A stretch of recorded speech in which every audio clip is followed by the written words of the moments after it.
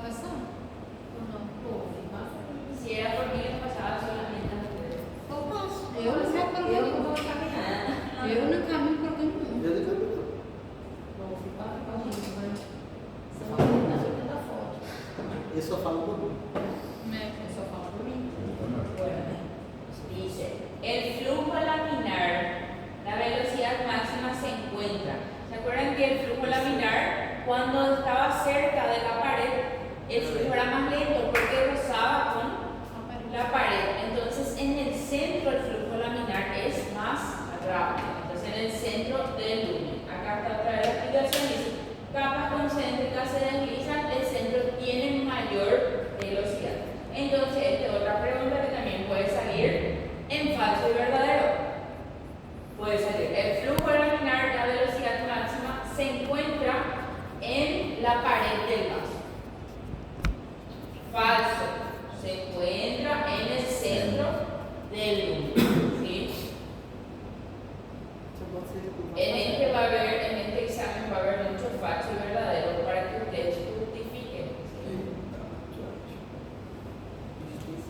Ayer nosotros comentamos sobre la compliancia o distensibilidad, que vaso tiene mayor distensibilidad, o sea que tiene la capacidad de achicarse. ¿Sí? Las venas son bien elásticas, ¿sí? Entonces, esto por ejemplo puede caer en escribir, ¿sí? En escribe. Puedes caer con una pregunta directa que vaso tiene mayor distensibilidad y ustedes colocan venas, no venas, ¿sí?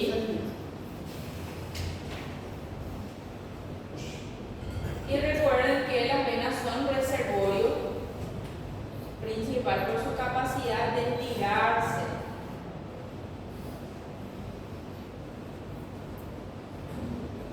Una arteria más rígida. ¿Qué quieres? Una arteria más rígida con menos confianza, o sea que no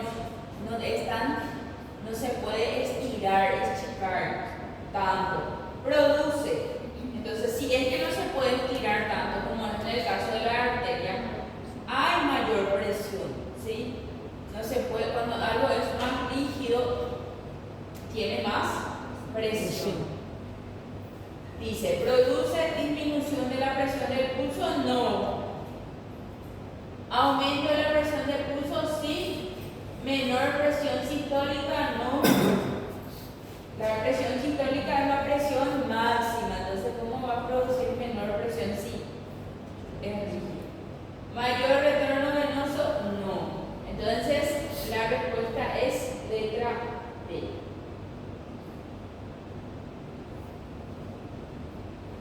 Hablamos ayer, ¿qué fuerza promueve la filtración desde el capilar, desde el vaso hacia el intersticio?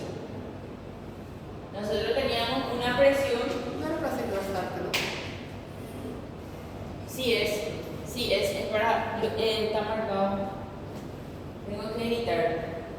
Aquí, este es arriba. ¿Cómo se? No, pero ahí abajo están, pueden. A ustedes que les voy a pasar, pueden. Bueno, ¿se acuerdan que nosotros teníamos las fuerzas de Starling que yo le dije sí o sí, eso tiene que estudiar? Que hay una presión que va hacia la pared y hay una presión que va hacia el vaso. La presión que va hacia el vaso, que se atrae esa presión, ¿por qué? Porque hay proteínas. Y esa es la presión coloidosmótica u oncótica, ¿sí? Y la presión que va hacia la pared del vaso es la presión hidrostática. Entonces, si va del capilar hacia el intersticio, es la presión hidrostática capilar, ¿sí? Tengo que arreglar. Pero ese pueden anotar. ¿Y explicación pasada? Por eso está en PDF. Isso aí ajuda para não decorar. ¿Ah? Ajuda para não decorar. Brava. Sí, hay que ver.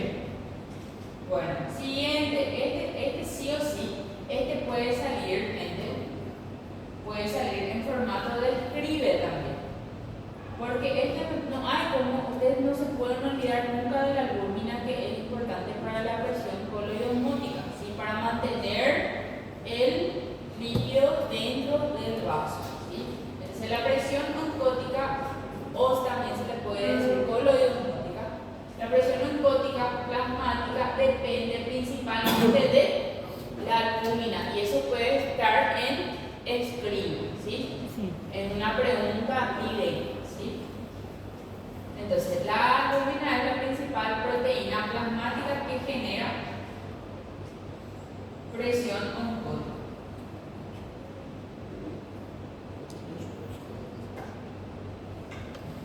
Después dice, aumento de la permeabilidad capilar. Si es permeable, quiere decir que si el vaso, ¿qué pasa con nosotros tenemos el vaso sanguíneo cuando no es permeable la pared, la membrana capilar, no puede pasar proteínas, ¿sí? No puede pasar porque el tamaño de la proteína es grande. ¿Y qué pasa cuando el vaso está permeable? Permite que se pueda perder proteínas. Entonces dice, aumento de la permeabilidad capilar favorece a menor salida de proteínas. No, porque lo que hace es favorecer la salida de proteínas. Después dice, edema por fuga de proteínas y líquidos, porque si sale albúmina al intersticio, por consecuencia va a salir líquido. Y eso se llama, cuando hay líquido en el espacio intersticial, nosotros conocemos como edema.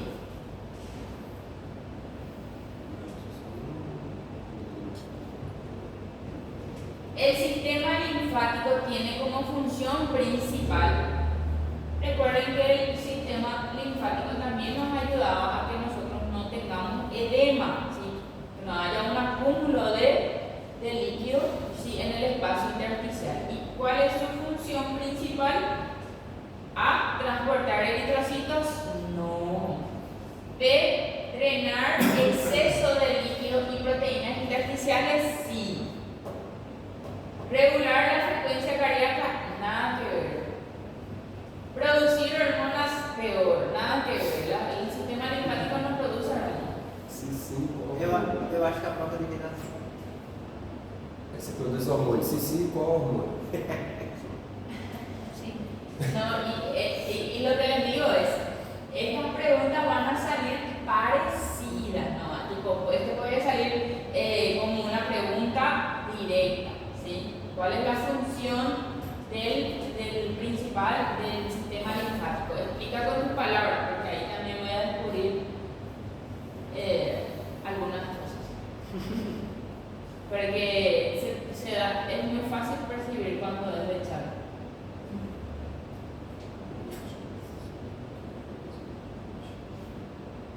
Dice, la bomba muscular facilita el retorno venoso mediante la bomba muscular. ¿Facilita el retorno venoso mediante disminución del tono venoso? No. Compresión venosa y apertura de las válvulas unidireccionales, porque por ejemplo, en los miembros, para que vuelva, nosotros necesitamos que haya una buena musculatura que también va a ayudar a las válvulas unidireccionales, ¿sí? Aumento de la presión arterial, no. Disminución de la presión intratorácica, no. Entonces, contracción impulsa la sangre, la comprensión muscular venosa. La autorregulación tisular permite mantener el flujo constante mediante, ¿se acuerdan que ayer nosotros hablamos de la teoría biogénica y metabólica? Que era que él sea capaz, que biogénica estamos hablando del músculo liso, la capacidad que tiene el vaso de adaptarse, ¿sí? Por el músculo liso. Entonces, de autorregulación. Entonces, ajustes hormonales lentos no tienen que ver con autorregulación tisular que permite mantener el flujo constante. Cambios de resistencia local, que sería miogénico y metabólico. Variaciones del hematocrito no tienen nada que ver. Cambios en la temperatura también no tienen nada que ver.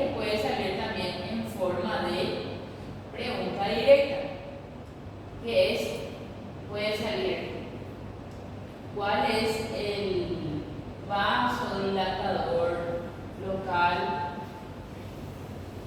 que es la adenosina. Además tenemos el óxido nítrico, puede salir en forma de cita, las sustancias vasodilatadoras y las sustancias vasoconstrictoras, ¿sí? Dice, adenosina en el músculo cardíaco actúa como, letra A, vasoconstrictor, nada que ver. La adenosina es el principal vasodilatador. La adenosina es principalmente vasodilatador. ¿Y por qué de dónde viene la adenosina? Viene del ATP, del adenosín trisfosfato. Cuando se metaboliza, nosotros tenemos adenosina, ¿sí?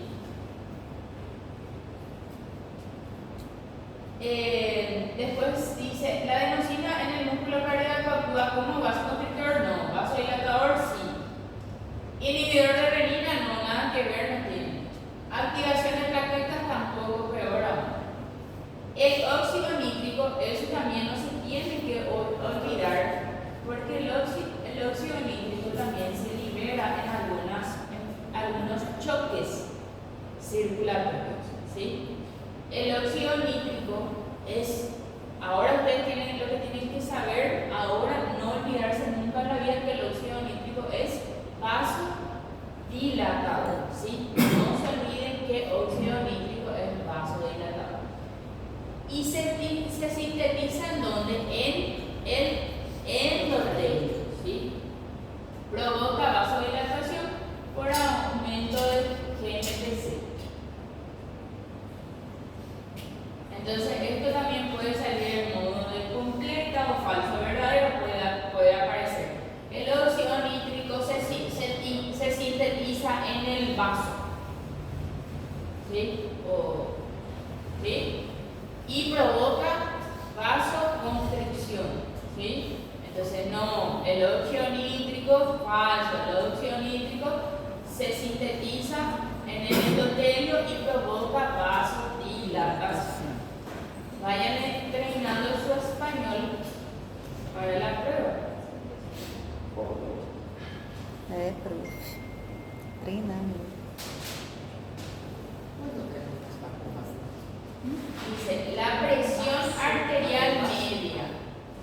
La presión arterial media es la presión intermedia mínima que nosotros necesitamos. ¿Y de qué depende? Del gasto cardíaco y de la resistencia periférica total.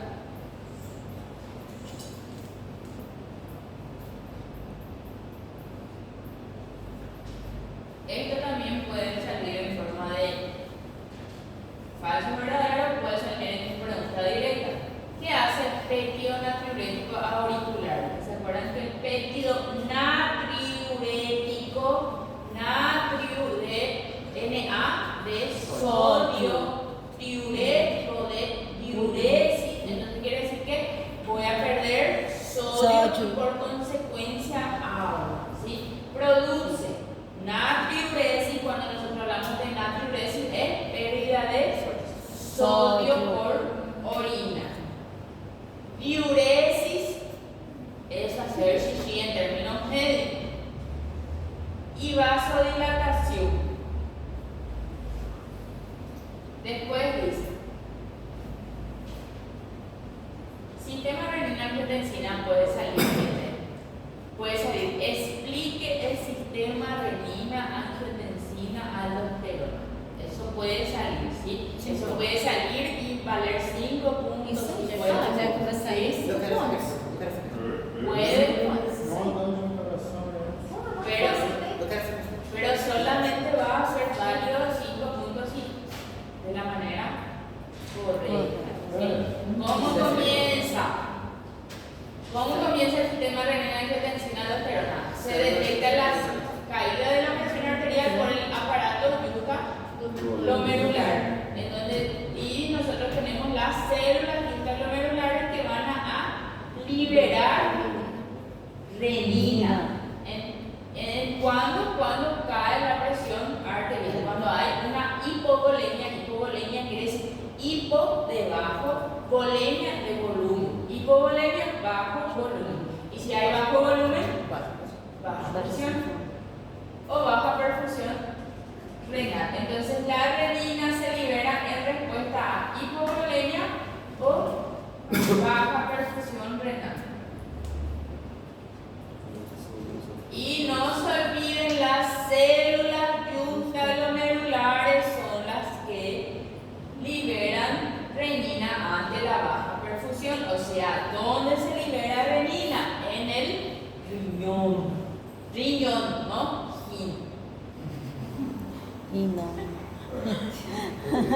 Ok. Riñón. Riñón. ¿Ah? Ya pueden treinar en Duolingo.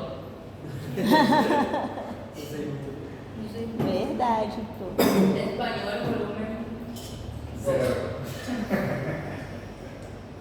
Y la angiotensina 2, ¿cuándo se liberaba la angiotensina? ¿Se acuerdan que la angiotensina 1 se convertía en angiotensina 2 por la enzima convertidora de angiotensina que se libera en el endotelio pulmonar? En el pulmón se libera esa enzima convertidora de angiotensina, o sea, ECA. Entonces puede caer también eso donde se... ¿Qué pasa? ¿Tú, Ser? Puedes traer el dicho ahí.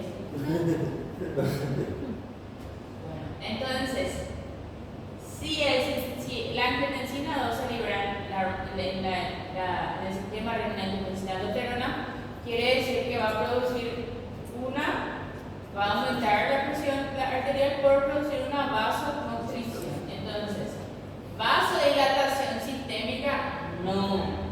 Vasoconstricción y liberación de aldosterona, que se acuerdan que a partir de la angiotensina 2 teníamos la liberación de aldosterona. ¿Sí? ¿Aumenta la presión de sodio? No, porque si va a aumentar la presión arterial, ¿para qué va a aumentar la presión de sodio? No tiene sentido.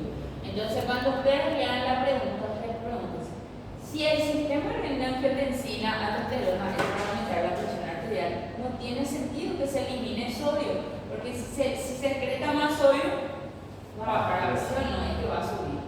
Entonces, aumenta la inhibición de ADH, no, que ADH es la hormona antidiurética, ¿sí? ¿Para qué voy a inhibir la diuresis? O sea, ¿para qué voy a inhibir la hormona antidiurética que no va a permitir, sino que yo necesito retener líquido? O sea, yo necesito que la hormona antidiurética sí sea liberada para retener líquido, para que ese paciente no orine. Quem estimula o ADH também é a aldosterona? Okay, no, a partir de la aldosterona. A partir de la angiotensina, aldosterona y la aldosterona al ADH. Siguiente.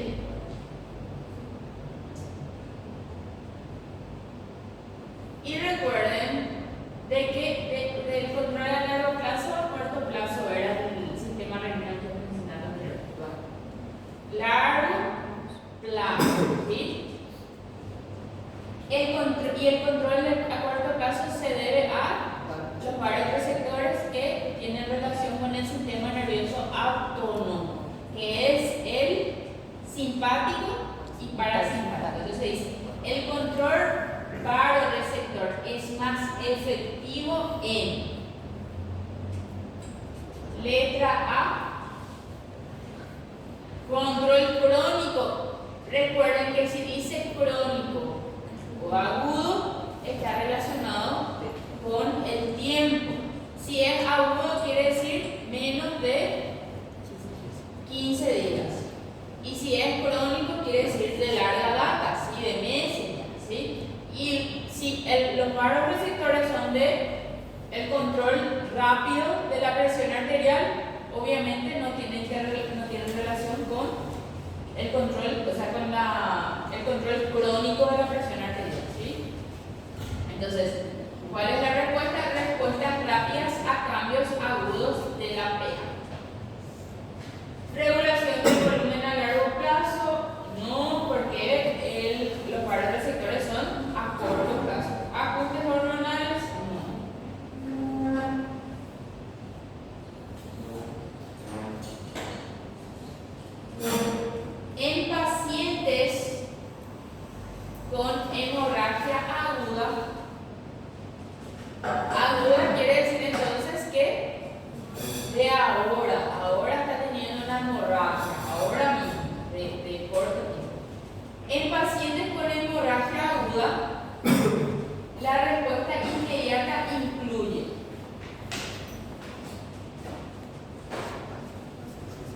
Letra A, aumento del tono simpático, porque recuerden que el sistema nervioso simpático va a hacer que aumente la presión arterial, aumente la frecuencia cardíaca, ¿sí? Y el parasimpático hace lo contrario. Disminuye. Entonces, si una persona perdió mucha sangre ahora, ¿qué tono va a aumentar? El tono simpático, ¿sí? Entonces, aumento el tono simpático para mantener la PA. PA es presión arterial. Arterial. Disminución de la renina, no tiene nada que ver, porque la renina, y si hablamos de renina, hablamos pues se libera renina para aumentar la presión arterial, pero a largo plazo. Liberación masiva de ANP, péptido natriurético. Es péptido natriurético. Entonces ustedes ya van a saber, los que están acá, que es péptido natriurético. ¿Sí? Sí. Entonces, no, ¿para qué en una hemorragia se va a liberar péptido natriurético? Entonces voy a hacerle orinar, hacer chichi a mi paciente que está a punto de morir por una hemorragia. No tiene sentido. Disminución de la frecuencia cardíaca tampoco. Va a parar mi paciente si es que disminuye la frecuencia cardíaca en una hemorragia. ¿Sí? 19.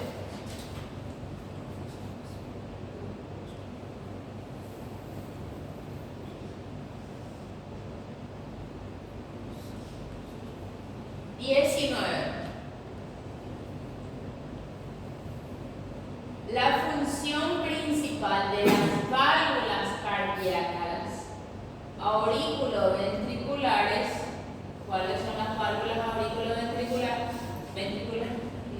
Auriculoventriculares, mitral y tricuspidia, muy bien. Si es mitral y tricuspidia, permite que el flujo no vuelva a la aurícula, ¿sí? Entonces, dice, letra A, permitir el flujo retrógrado, no, porque lo que hace es evitar el flujo retrógrado. Eso también puede estar como pregunta, ¿sí? Pregunta directa. Evitar el flujo del ventrículo a la aurícula, ¿sí? Evitar el flujo retrógrado del ventrículo a la aurícula durante la psicosis. Filtrar la sangre no tiene nada que ver con las válvulas. Regular la presión pulmonar tampoco, ningún sentido. Después dice, el primer ruido cardíaco corresponde al cierre de. ¿Se acuerdan que el primer ruido tenía relación con las válvulas auriculoventriculares y el segundo ruido con el cierre de las válvulas aórtica y pulmonar, semilunares, ¿sí? Entonces el primer ruido corresponde al cierre. Válvulas semilunares no, las válvulas semilunares son del segundo ruido, ¿sí? La válvula AB, que es las válvulas auriculoventriculares, que son la mitral y tricuspidia. Entonces el primer ruido tiene relación con el cierre de la mitral y tricuspidia. Válvula aórtica solamente no.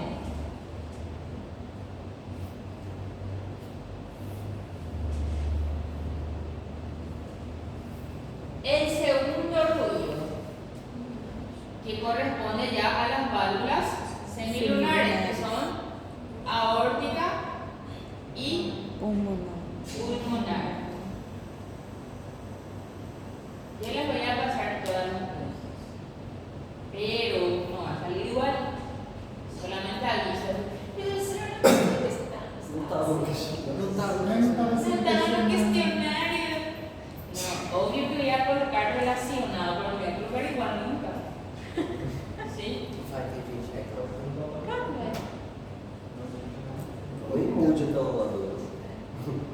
No, a ustedes les voy a pasar ahora. No es yo, les voy a pasar ahora. No es para pasarle a todo el mundo, pero sí que se va a filtrar. O sea que sí o sí van a pasarle a su compañero.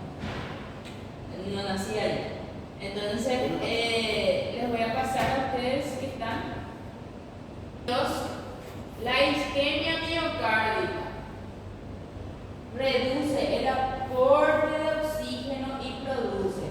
Recuerden que cuando en circulatorio, cuando disminuía el oxígeno, se liberaba vasodilatadores. ¿Por qué se liberaba vasodilatadores? Para tratar de perfundir más porque no le está llegando oxígeno, ¿sí? Entonces, produce mayor producción de ATP aeróbico. ¿Cómo va a ser ATP aeróbico si no tengo oxígeno? B. Aumento de la adenosina y metabolitos vasodilatadores locales. Entonces, disminuye el oxígeno, ocurre una vasodilatación. Aumenta el oxígeno, ocurre vasoconstricción. Disminución del dióxido de carbono, no. Vasoconstricción coronaria, no. El flujo coronario se correlaciona mejor con presión sistólica exclusivamente, no. Demanda metabólica del miocardio y perfusión, sí. Volumen sistólico, o sea, recuerden que nosotros fue de la primera parcial, que es la cantidad de sangre que se impulsa en una contracción, o sea, en un latido por minuto. ¿Okay? Velocidad respiratoria no tiene nada que ver. Entonces, la explicación es: perfusión depende de demanda y del tiempo de perfusión durante la vida. Este es tan fácil. En la circulación pulmonar, a diferencia de la sistémica, la resistencia total es mucho menor. Recuerden que la circulación pulmonar era un tipo de circulación menor, era la circulación menor, y la circulación mayor era la sistémica. El trayecto de la circulación menor y de la circulación mayor también tienen que estudiar porque pueden caer en falso, ¿verdad? ¿Sí?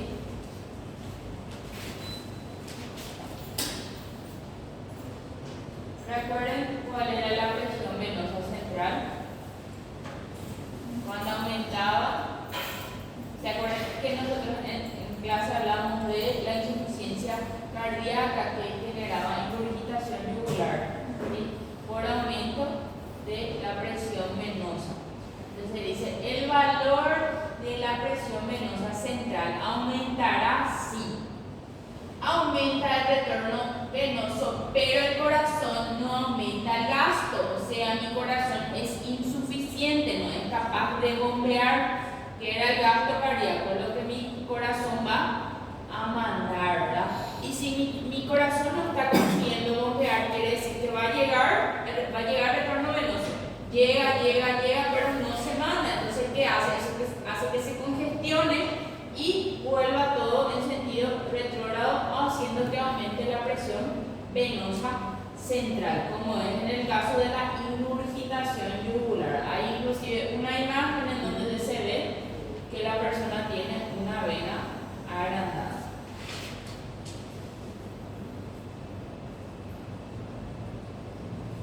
En el ejercicio, la mayor parte del incremento del gasto cardíaco se debe a solo aumento del volumen sistólico, no.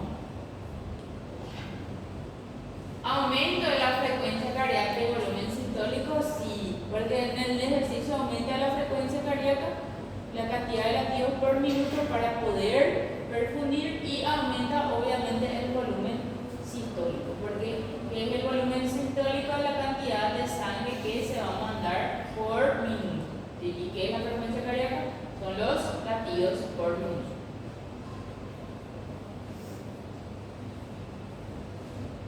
La redistribución del flujo durante el ejercicio intenso se caracteriza por: recuerden que cuando nosotros hacemos actividad física, toda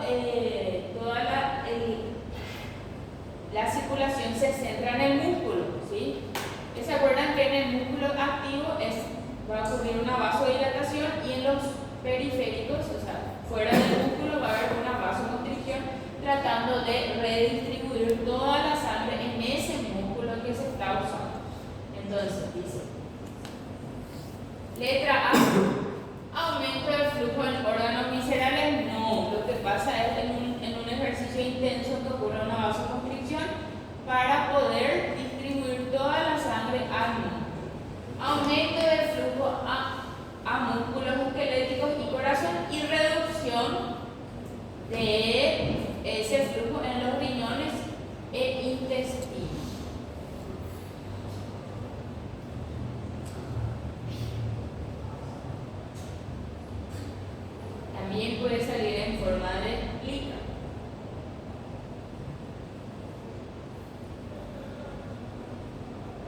La fracción de eyección baja. La fracción de eyección baja, ¿qué quiere decir? La fracción de eyección nosotros medimos porcentaje, ¿sí? La cantidad, el porcentaje de sangre que va a expulsar el corazón. Eyectar es mandar para afuera, ¿sí? Dice la fracción de eyección baja sugiere. ¿Qué pasa si mi corazón no está consiguiendo mandar, no está mandando suficiente volumen, o sea, no está siendo capaz de eyectar? Sugiere qué cosa. Hipervolemia leve, nada que ver. Hipervolemia es cuando hay un aumento de volumen, pero no tiene relación. Porque en todo caso la eyección va a ser aumentada. Disfunción sistólica del ventrículo. ¿Qué quiere decir disfunción sistólica? ¿Qué es sístole? Cuando se contrae, ¿verdad? Y si no es capaz de contraerse, quiere decir que no es capaz, o sea, mi corazón es insuficiente, entonces no es capaz de eyectar. Entonces, la fracción de eyección baja sugiere que el corazón, o sea, no está siendo capaz de contraerse bien, o sea, sería disfunción sistólica. Se igual de insuficiência cardíaca, ¿sabes? Sí, Sí, hay pero tenés que explicar más así con tu palabra, ¿verdad? Que sea coherente lo que estás diciendo, ¿sí? Aumento de la contractibilidad, no, porque si es aumento de la contractibilidad quiere decir que va a mandar un buen volumen. Normalidad funcional, no, porque si el corazón está con una normalidad funcional no va a tener una disminución de gasto cardíaco. ¿Tiene sentido? En el control a largo plazo de la presión arterial, el órgano principal es riñón. Entonces eso también puede salir en modo completa, explica por qué es el riñón y explica el sistema renal y angiotensina, puede ser, ¿sí? Ustedes pueden hacer con sus palabras, pero tiene que ser coherente, no algo que nada no tiene estructura, ¿sí?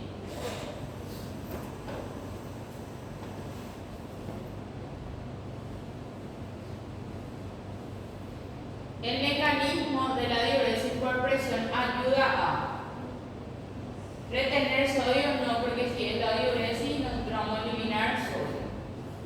Aumentar el volumen intravascular, no, porque si no hacemos xixi no aumentamos el volumen intravascular, sino que disminuye.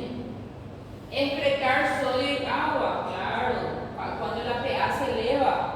Algunos fármacos que son antihipertensivos hacen ese papel de eliminar sodio y agua para poder bajar la presión. Estimular renina, no, porque la renina tiene relación con aumentar la presión y lo que hace es retener la diuresis, no aumentar la diuresis. El aumento sostenido de la pH por años. Si es por años, si la presión arterial está aumentada por años, ¿es una enfermedad crónica o aguda? Crónica. Es más peligroso porque solo produce síntomas agudos. No. Si es una enfermedad crónica. Provoca daño orgánico, sí puede causar daño endotelial, puede dañar al corazón, al riñón, a los vasos a largo plazo. ¿Mejora la perfusión cerebral? No.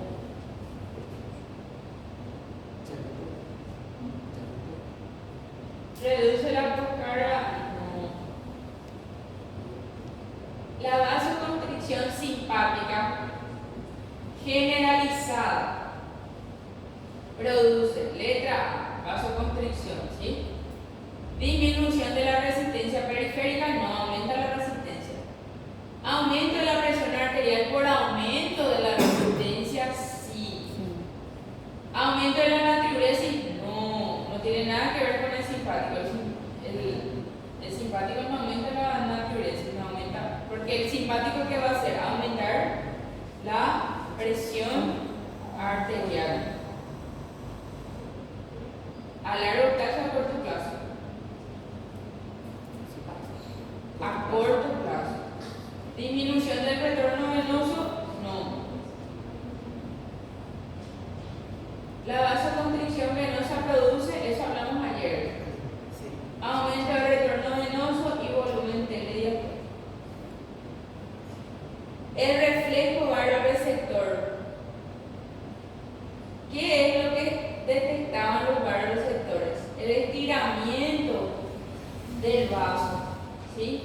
El reflejo baroreceptor ante la caída quiere decir que no detectaron que hay un estiramiento, entonces ellos perciben que cayó la presión arterial. Entonces, ¿qué hace cuando ese reflejo baroreceptor cuando cae la presión arterial? Va a activar el tono simpático, ¿sí? Para que aumente la frecuencia cardíaca y que genere taquicardia y vasoconstricción. Entonces, letra A, disminución de la frecuencia cardíaca, no, porque si baja la PA no tiene sentido. Liberación de ANP, que es péptido natriurético, que cuando se libera péptido natriurético es para disminuir la presión, no para aumentar. Siempre que la persona va, orina, disminuye la presión, no es que va a aumentar. Entonces, B, aumento de la actividad simpática, taquicardia y vasoconstricción. En una hemorragia aguda, ¿qué aumenta para intentar mantener la perfusión? El tono simpático.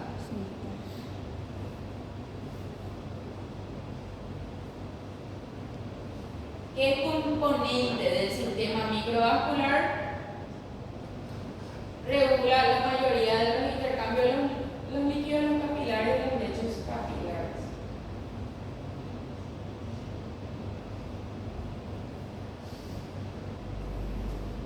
En condiciones fisiológicas, ¿qué aumenta el volumen sistólico durante el ejercicio?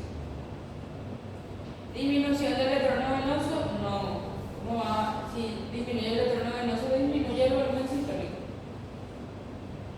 Aumento de la contractibilidad y precarga, sí, porque comienza a contraerse más, aumenta la frecuencia cardíaca, entonces sí, aumenta la contractibilidad y la precarga. Aumento de la poscarga, no. Hipotermia, no. Al contrario, cuando hacemos ejercicio, aumenta la temperatura. ¿Qué mecanismo local predomina para aumentar el flujo en el tejido hipoperfundido? Es decir, si está hipoperfundido, quiere decir que hay menos oxígeno. Se está mandando menos oxígeno, entonces se va a producir vasodilatadores como la adenosina, el potasio. Ustedes pueden colocar, si sale cita, pueden colocar potasio, ¿sí? Y el dióxido de carbono también es un potente vasodilatador. ¿Qué efecto tiene una disminución de la distensibilidad arterial? Quiere decir que si disminuye la distensibilidad, quiere decir que no se puede achicar, ¿sí? ¿Y qué pasa cuando es más rígido? Más presión hay. Entonces, aumento de la presión del pulso. La principal adaptación renal frente al incremento duradero de la PA es